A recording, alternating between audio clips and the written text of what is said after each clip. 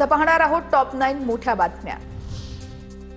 घर की मुर्गी दाल बराबर बाहेरून आलेले सावजी चिकन भाजपात वाढलेल्या इन्कमिंग वरून केंद्रीय मंत्री नितीन गडकरींनी कान टोचले।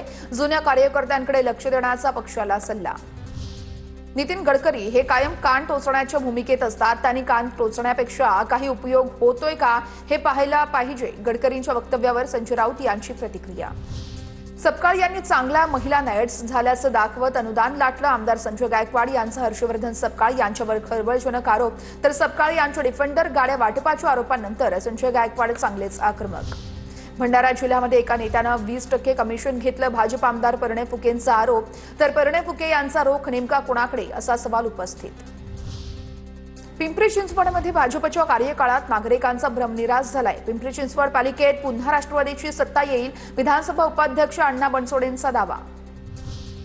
एकीकडे मंत्री राहता आणि दुसरीकडे मुख्यमंत्र्यांच्या निर्णयाला आव्हान देता हा राजकीय विनोद आहे। 2 सप्टेंबरच्या GR वरून भुजबळांच्या भूमिकेवर राष्ट्रवादीचे आमदार प्रकाश सोळंकेंचा निशाणा। भुजबळांचं वागणं पक्षाच्या शिस्तीत बसत नाही, सोळंकेंची टीका।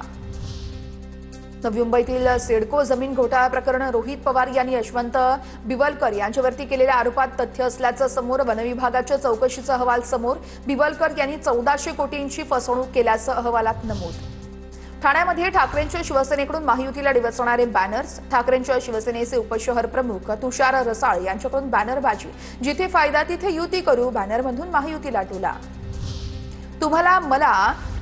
तुम्ही मला नाकारलं तर पण मी तुम्हाला नाकारलेलं नाहीये, वैभव खेडकर यांचा भाजप प्रवेशानंतर राज ठाकरेंना टोला। तर माझ्या पक्षप्रवेशामुळे अनेकांना त्यांचं नुकसान होण्याची भीती, त्याचमुळे पक्षप्रवेश थांबवण्याचे प्रयत्न झाले, खेडेकर यांचा आरोप।